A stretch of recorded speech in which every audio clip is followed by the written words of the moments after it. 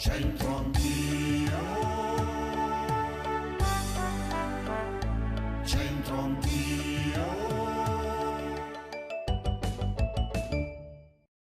Amici di Teletutto, ben ritrovati, siamo di nuovo qui con un'altra nuova edizione di Centro Anch'io. Vi racconteremo altri monumenti, altri palazzi, chiese e nella fattispecie oggi per la prima puntata siamo proprio in corso Giacomo Matteotti all'incrocio con via Fratelli Bronzetti e la chiesa che vedete alle mie spalle è quella dedicata ai santi Nazzaro e Celso.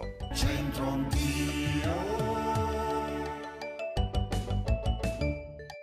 In questa zona, nell'angolo sud-est del centro storico, sorgeva una delle porte d'ingresso della città, Porta San Nazzaro.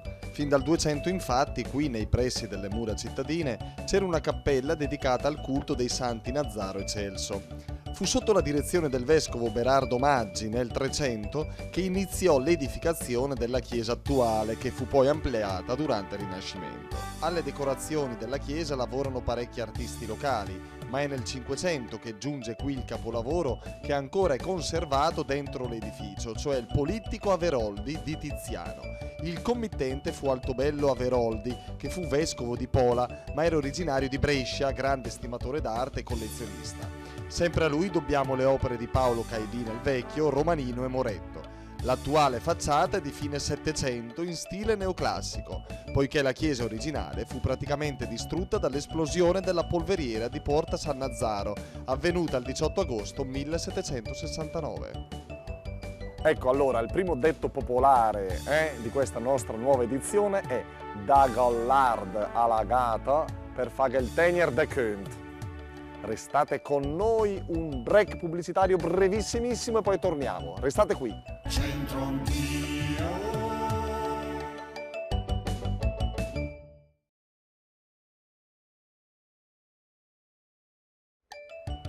Bene, abbiamo mantenuto la promessa e siamo di nuovo qui dopo questo brevissimo break pubblicitario da Gallard alla gata per fare il tenier de Könt. Partiamo dalla chiesa di San Nazzaro per chiedere questo detto popolare. Via! Dagli il lardo alla gatta per farlo conservare bene? E secondo te è una cosa che si può fare? Dici che la gatta è affidabile? No. Perché? Non fa sparire prima? Tanto va la gatta a largo? Se non sa nuotare poi magari affoga, no? Ah, è vero, sì, può essere. Daga Lagart non si può leggere, no? Vabbè, dai, facciamoglielo leggere a Boris. Il numero 1. Dalla Lard alla gata per Fagel Tenier de Cont. Dagallard alla daga. Lard è l'art. Dagallard alla gata. Per fare il tenier de queue. Fagar tegna de co. Cioè, che significa secondo te? Non si. Dare che cosa al gatto? È l'art. Lardo sarà il grasso, il grasso. Bravo. Esatto. Affinché Affinché è la tenies de queue. Perché la tenies de queue? Cioè, perché la gatta... che, insomma, rimanga in vita in qualche modo, no, si tenga appresso qualcosa. Il gatto la larda. No, il gatto. Ah, il gatto. Credo, Allora gli amici ci hanno spinto dal bello. Ma perché bello? Bello... Cognome? Cognome, sì. Non diciamolo, va. No, va bene, rimaniamo anonimi. Bello ciclista, qua in forma, il giovanotto. Allora, senti un po' bello, dicono così. Sì. Chiamano così. Allora, il dialetto, come te la cavi col dialetto? Non tanto bene. Allora, senti un po' bello, ripassiamo velocemente. Da Gallard alla gata per fare il tenier de Könt. Che significa? Da Gallard.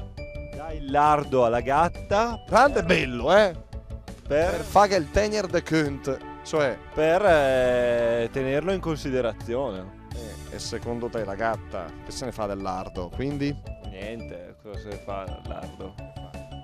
Se lo mangia. Che cosa diamo alla gatta? Il lardo? Così? Così lei ti viene dietro. Ti... Se tu hai fatto così con le tue gatte. certo, guarda, io pasturo così, Qua a Brescia si pastura così.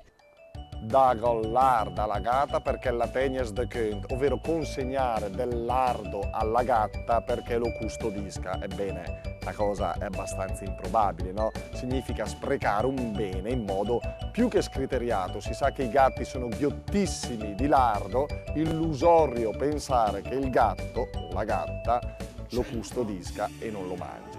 Amici, grazie per essere stati in nostra compagnia in questa prima puntata di Centro Anch'io, ne seguiranno tante altre. Restate con noi, buona visione qui su Teletutto, arrivederci.